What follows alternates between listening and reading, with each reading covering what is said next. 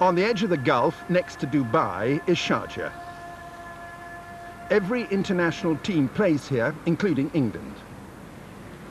Nowhere else have there been so many allegations of cricket match fixing or of games being linked to the underworld. These matches have attracted an international gambling network.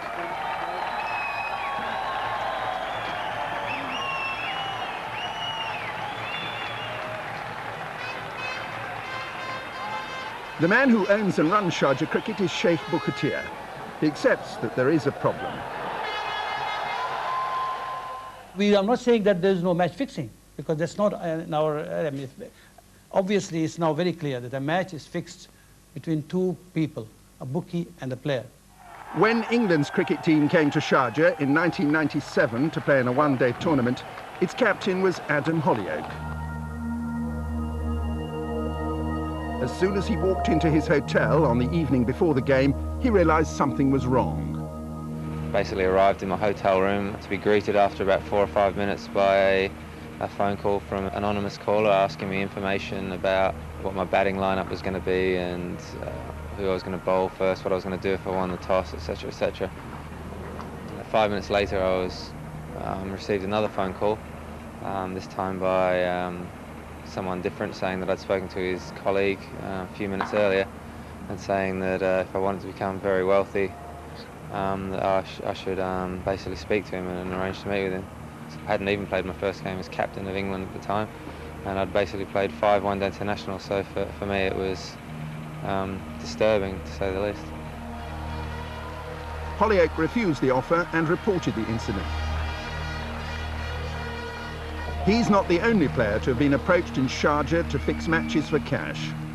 You know, Sharjah is something someone needs to investigate very seriously, because there is clearly incredible temptation to mess around with the results, with the games, to lure players. I mean, it all exists there. I mean, it's that kind of a cauldron.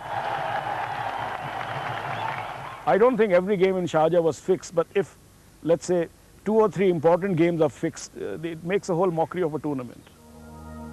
In tournaments in other parts of the world, there have been similar accusations. 8 test-playing countries have faced allegations of corruption. Players have been accused of underperforming, conspiring to throw matches, and of selling inside information to bookmakers. Vast sums are riding on the game. We've only touched the tip of the iceberg. I think it goes a lot deeper, and I don't think it's just the players involved. I think it's a much wider network. You know, I've heard figures as much as $1 billion US changing hands in one test match. $1 billion? US dollars in one test match around the world, one test match result. So to offer someone a few $100,000 or 50,000 or whatever in cash is small fry. So there's a lot of money involved. The ICC, the game's top governing body, has known about the rumours of match fixing for years. It now admits it should have done more. I think that the ICC, the same as the public generally and the media, didn't realise that the matter was as bad or as genuine as it obviously was. In the last 18 months, it's been said many times, including by me, that the cricket officials were slow to act and didn't react quickly enough. That's on the record everywhere. But, as I said, we didn't realise it was as deep or as widespread as it has proved to be. But according to others, the authorities didn't act sooner because they were more interested in protecting cricket's image. There was a great deal of frustration because we knew that players and managers of the game in private were talking about match fixing, were willing to admit to match fixing, but in public, everyone's stance was, no, nothing happens. This summer, England is playing 2 of the teams which have been investigated for corruption, Pakistan and Australia.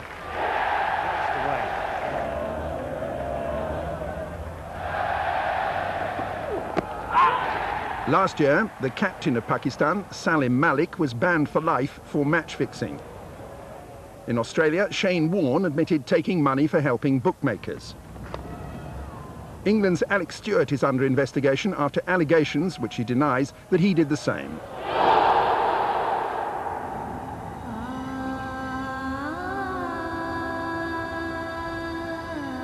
It was in India last year that the story of the international network of cricket corruption first became public. Cricket is almost a religion here. Its followers couldn't have known of the corrupt activities of hANSIE cRONJE when he came here last spring. cRONJE was captain of the South African team, a hero at home and a born-again Christian. cRONJE was staying at this hotel in Delhi. But his luck was about to run out.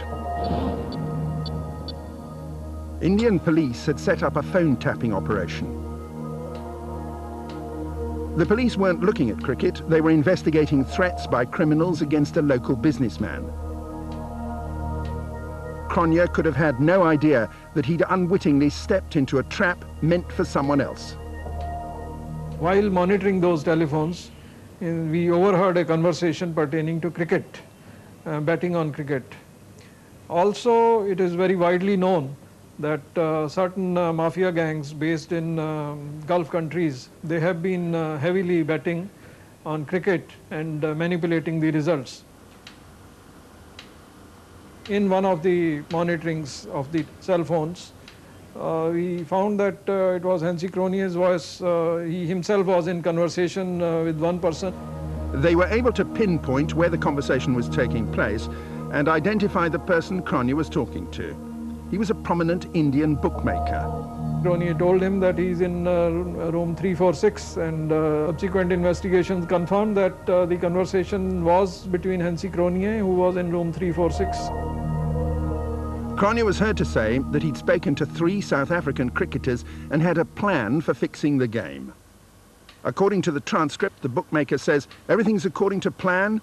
They have to score at least 250, and if you score 270, it's off. Okay, says cRONJE. At dawn, cRONJE went to see one of the South African bowlers. He said to me that I must go for more than 50 in my 10 overs. So what he basically said, I must underperform in that game, and we mustn't score more than 270. The team mustn't score more than 270, otherwise the deal is off. And did he tell you how much money you would get as a result of this? 25,000 euros, that was the amount I can remember. $25,000? Yeah. What did you think of that? I thought, well, it's a lot of money, but I don't think what the consequences may be. In the event, cRONJE wasn't able to rig the game and no money changed hands. When the authorities back home were told that their hero had been overheard trying to fix a match, they refused to believe it. The allegations are outrageous. hANSIE cRONJE is a man of unquestionable honesty and integrity.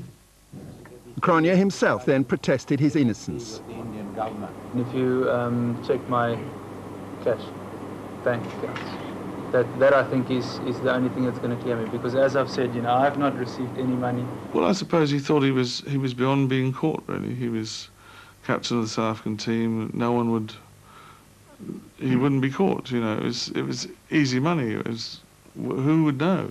Ask the good people here to make the minimum, create the minimum of disturbance. In South Africa, an inquiry was set up to look at the allegations. The evidence the King Commission found was overwhelming. cRONJE was forced to admit that he'd taken up to $15,000 from a bookmaker. He called it money for jam. Words cannot begin to describe the shame, humiliation and pain which I feel in the knowledge that I have inflicted this on others. People were absolutely speechless. It was as though the entire country came to a standstill. And of course, most South Africans, given that hANSIE had been such a hero, such an icon, such a symbol, didn't want to believe that any of it was true. I thought to myself that, well, if we're going to struggle to win this test match and this guy is giving out money for jam, then I'm not going to be stupid and not take it. So unfortunately, I took the money, and it is a mistake that I made, and I accept it. hANSIE cRONJE could have had the rest of his life as being a demigod in his country, I suspect, similar to the reputation that Sir Donald Bradman has held all his life in Australia, whereas now his life, in my view, and his reputation is completely ruined. In India, CRONJE's partial admission now started to lift the lid on a scandal. It was much bigger and much wider than anyone had so far realised. And it was obviously continuing. Well, we have not yet concluded our investigations. Investigations are still to be completed in UK as well as South Africa. There are so many questions pertaining to other areas of investigation which have been thrown up.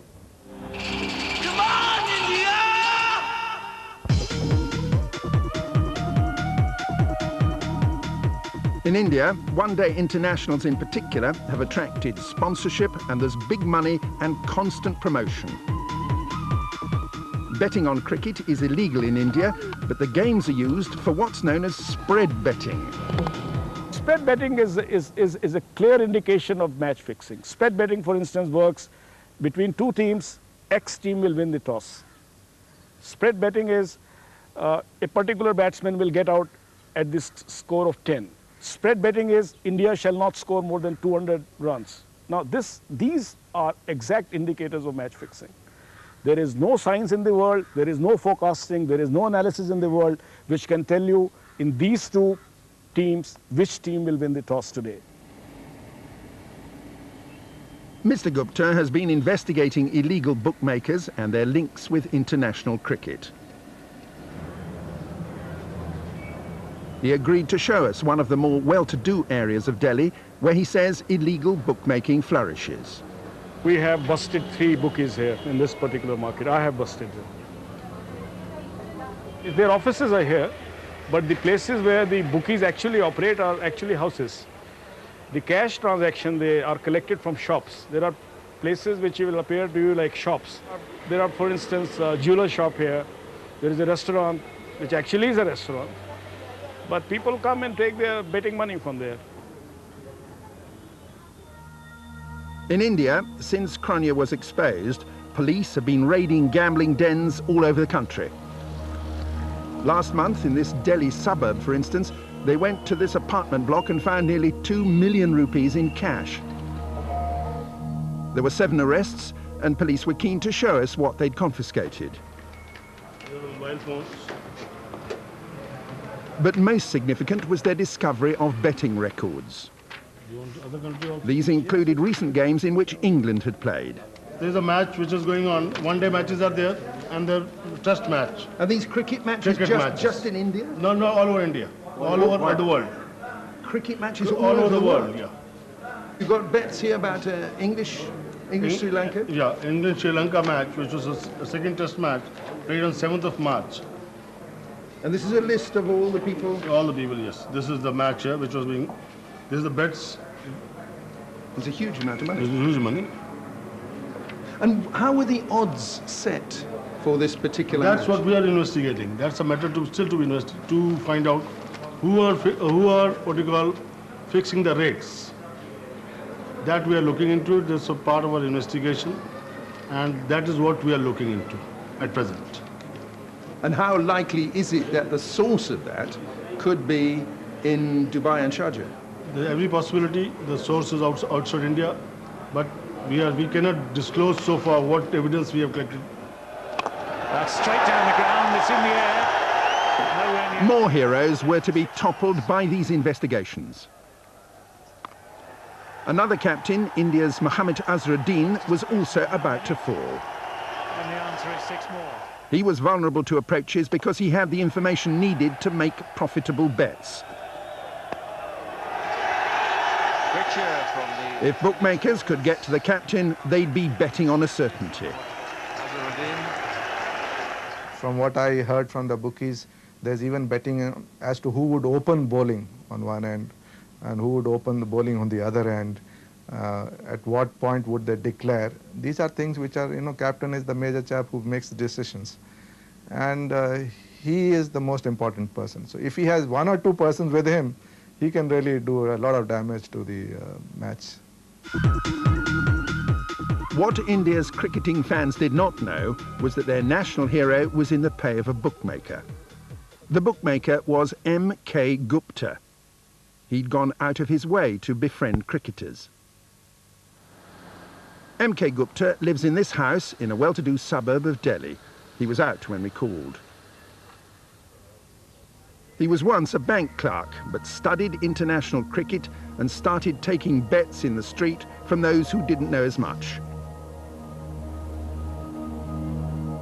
From the early 90s, he'd been meeting cricketers in hotels and paying them for information or fixing matches. He travelled the world and with insider information made his fortune from cricket gambling. According to Indian police, bookmakers were corrupting Azharuddin. In the Taj Palace Hotel in Delhi, there was even a special locker where money for Azharuddin was deposited by bookmakers. His hotel bills had actually been paid by M.K. Gupta. M.K. Gupta had all the right connections. Not only was Azharuddin in his pay, so was CRONJE. This is the game Gupta wanted him to fix. South Africa against India at Kanpur in 1996. CRONJE now admits he met the bookmaker. MK asked if we would give wickets away on the last day of that test to ensure that we lost. He asked me to speak to the other players and gave me approximately $30,000 in cash to do so. I led him to believe that I would. This seemed an easy way to make money, but I had no intention of doing anything. In Bombay, a few days later, M.K. Gupta tried again. This time, it was at the end of the tour. The South Africans were tired, some were ill. Most thought they'd lose anyway, so were surprised when a meeting was called in their hotel by CRONJE. The team was asked to consider a bribe. I suppose the meeting came. Obviously, a bookie had approached hANSIE. We didn't know about it, but it approached him at Kanpur in the previous game. But I only know that in hindsight. But the same bookie had approached him and said, if you lose the game, there's a sum of $250,000 on it for you, you see. I think the general feeling was, gee, that sounds quite interesting. Maybe this is a way of making easy money. So we didn't certainly say, tell the guy to get lost, but I can remember saying that this is a thing that we can't get involved in as individuals. This must be, the whole team must be in, or we must at least discuss it, or we mustn't do it at all. Were you surprised when you heard this offer that he'd been approached and had money to Absolutely, split around? no. I think, yes, surprise is a very good word. I mean, I was amazed, quite frankly, because I just didn't believe it was happening. CRONJE then phoned the bookmaker and even got him to increase his offer. But there were people who were seriously considering whether or not to accept what was clearly a bribe. Yes, I would say, yeah, they were. Although Dave Richardson and the rest of the team decided in the end not to accept the bribe, the King Commission was clearly sceptical of CRONJE. He was asked to explain how it was that after his earlier actions, he'd turned down this money for jam. 1 or 2 players were keen to go along with this plan. Why didn't you take it, tell nobody about it, and get this money for jam? You yourself say how much you loved it. I don't know why I didn't take it. There's no apparent reason in my mind why I didn't take it. With hindsight, a foolish decision, would you not say? I was very annoyed with myself for not taking it, yes. CRONJE maintained that he only took money for information and not for fixing matches. But he certainly profited. According to the King Commission, he received nearly $130,000. These were the payments they knew about. What do you think has been the effect of the hANSIE CRONJE affair? Well, I think, as I say, that's one person. There's a lot more than that. I mean, hANSIE CRONJE, maybe he's got more to tell. He's a man of God. Maybe it's his chance to redeem himself. Do you think there's more to come in that affair? I'm sure there is. Last year, M.K. Gupta, the Delhi bookmaker who knew both captains, offered to tell India's Central Bureau of Investigation all he knew. Why did you put so much weight on the evidence of M.K. Gupta? Whatever he told us turned out to be true. It was corroborated by various aspects of investigation. In the various aspects of investigation, it was all corroborated. The homes of several top Indian cricketers were now raided by income tax inspectors. In the case of the team's captain, they wanted to discover how Azharuddin had managed to amass so many cars and so many different properties. We searched his house. Various properties which belonged to Mr. Azharuddin and people related to him was searched. And we found a lot of unexplained assets, lot of properties, lot of wealth, which is far beyond what he ever earned in his life. Do you actually have evidence that Azharuddin did fix a cricket match? Yes, in fact, Azharuddin himself has accepted before us that he fixed matches. M.K. Gupta has told us specific matches which he fixed and he gained money. Azharuddin may have made a police confession, but refused to admit in public that he'd done wrong. I totally deny these allegations and treat them with all the contempt they deserve.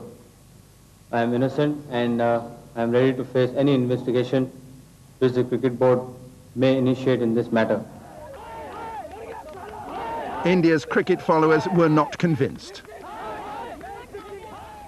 They chanted that their captain was a cheat and match fixer.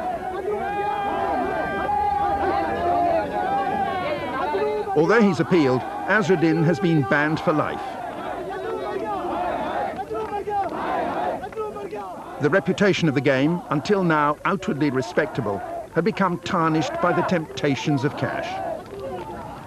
The temptation certainly is there. The ICC hasn't got the ability to obviously outlaw or get rid of gambling or corruption. What we've got to make sure is that the cricketers of the future aren't tempted. If you don't get to the core and you don't remove the core, the nerve centre, it's much bigger than people realise. It's not just, as you say, a phone call from a bookie and no, it doesn't work that way, I don't think. There's too many people involved, I think, and there's too much money involved. In India, the police now turn their attention to Bombay, the home of Bollywood, the Indian film industry, and the country's commercial centre. Investigators were keen to discover whether there were links between cricketers, bookmakers, Bollywood, and the underworld in the Gulf. Indian journalists secretly recorded an interview with an Indian actress in Bombay. She knew bookmakers and cricketers and said it was common knowledge that games had been fixed in the 1999 World Cup in England. Are you talking about hANSIE taking money now? We are still intrigued at the underworld connections with the Indian cricketers. We would like to know a lot more. You must be aware of what's happening in the Bombay underworld, frequent violence involving principal characters in the Bombay film world who have kind of a tremendous fear of the underworld, because there is evidence that some of the underworld is financing Bombay film world.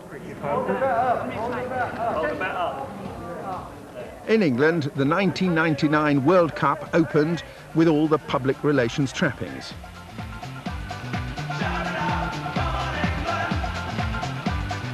Every national team was going to take part, and Indian police watched as their bookmakers flocked to London. Bets were being placed on these matches, and we had 3-4 good cases where arrests were made and cash was recovered, and the betting documents were also recovered. We have no evidence that World Cup matches were fixed, but we understand that 2 months later, bookmakers who were staying at this London hotel after flying from Bombay did try to fix another game. Chris Lewis, an England player who'd never been in contact with bookmakers before, was the cricketer they decided to approach. Oh, that's a beauty. Through a family friend, they told him they were in the entertainment business and wanted to put a proposition to him. Really up against it, struggling. That was a very They wanted me to provide them with information as regards to pitch conditions, how I thought the game would actually go day by day. They also wanted me to contact certain players and see if those players were interested in actually, I suppose, performing to order, performing for money. And different figures were mentioned to me. What sort of figures? What did they say? We're talking in the region of sort of £200,000 to £250,000 to actually arrange a one-day game and £300,000 to arrange a favourable result in a test match. When it came to match fixing and getting me involved, at different times certain comments came out, as in everybody's doing it, this person, every country is doing it, and those sort of comments.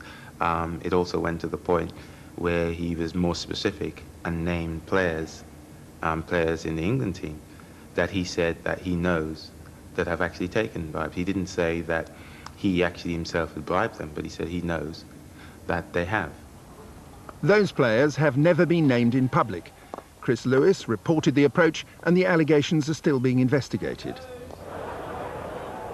The game the bookmakers wanted Chris Lewis to fix was England versus New Zealand at Old Trafford in September 1999. It was England's first series after the World Cup. That's a big shout, he's gone. The approach is now the subject of an inquiry by Scotland Yard. Only weeks before the cRONJE scandal broke, England came to South Africa. Their last game in the Test series was at Centurion Park near Pretoria. South Africa's captain was hANSIE cRONJE. But rain had interrupted much of the play and it looked as if the match would be drawn. On the fourth evening of this test, cRONJE was phoned on his mobile by a professional gambler. The caller wanted him to declare early and make a game of it. hANSIE picked up the phone, said hANSIE, I introduced him, myself, who I was, etc.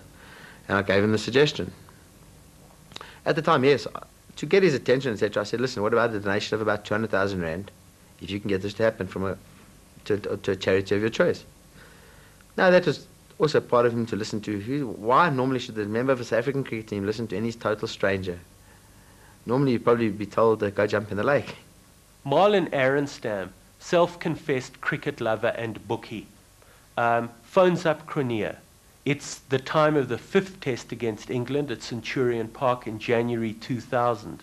He leaves messages on cRONJE's cell phone, and within a matter of hours, Arenstam is in cRONJE's hotel room. And he said, okay, likes idea, and if he can pull it off, he'll call me back and let me know. A few hours later, Arenstam received a text message from cRONJE on his mobile phone. And the message is, be patient, working on it, possible game. Okay. Suddenly the message is, we have a game. So I went to Centurion, there I saw, bang, there's a declaration. I said, I can't believe it. I actually pulled this off. I was shocked. Now, I told all my friends about it. They all said I was mad. I said, I'm telling you, there's going to be a game tomorrow. Arenstam says he was too late to make any money out of this game, and he certainly could have done. The match turned out to be an unexpected win for England.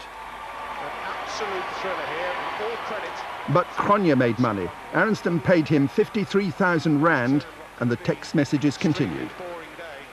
Why did he keep sending you text messages on your mobile phone after you had paid him 53,000 Rand? But that's what I paid him the 53,000 Rand for, to get all the information for the following one-day series coming up, hopefully for information coming up.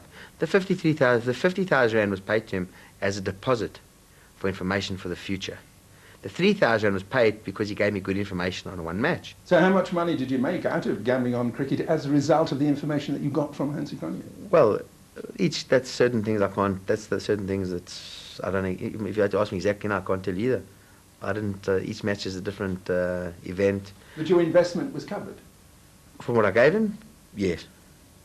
Sure.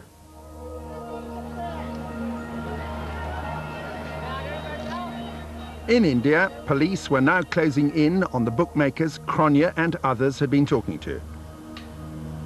It was here that they'd first overheard his conversations about cricket details. They arrested several bookmakers connected with the monitored calls and the bribery allegations.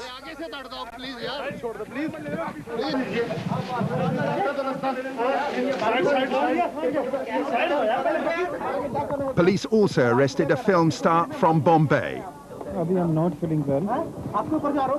They were investigating possible links between Bollywood criminals and cricketers like cRONJE. And there was another link. There'd been hundreds of unexplained calls to a certain man in South Africa. They were also talking to a common number, a South African number. This number was subsequently identified to be that of Hamid Kasim Benju. Hamid Kasim Banjo owns a sweet shop in Johannesburg. The police believed that he was also a link between cRONJE, bookmakers and the Gulf. That person had to be somebody who was either the key or who was trying to control the situation. In the recordings, the name of Sharjah had been mentioned. cRONJE's next destination happens to have been Sharjah. What sort of questions would you like to ask hANSIE cRONJE about links with Sharjah? There is, as I mentioned, there is a hint of some link in Sharjah which needs to be investigated. The name Sharjah has figured in the conversation. It possibly means that there is a link. There is an obvious link. In March last year, cRONJE came to Sharjah to play in a three-way series of one-day internationals. According to the King Commission, Hamid Kasim Banjo, the Johannesburg sweet shop owner, also came here to contact cRONJE again. Whilst I was in Dubai for the SAGA Cup in March of this year, I was again contacted by Hamid. He indicated that he wished to resume contact with me along the same lines as in India. I had by now developed sufficient resolve to put it all behind me and told him that I was not interested.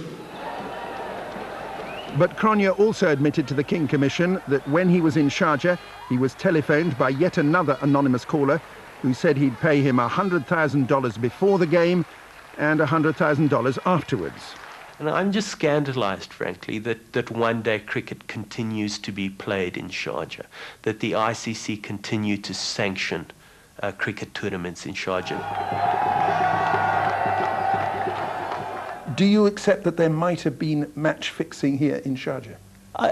Until I have proof, I cannot disclaim that or say that I don't know. I mean, like I said, who are we to tell which player, which bookie called which player where?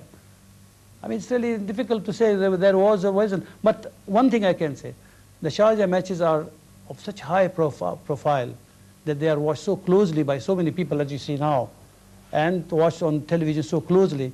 It will be very difficult for a player to be fixing matches here, because it's so obvious that people are watching every move, every stroke, every ball. This year, India pulled out of the latest Sharjah tournament.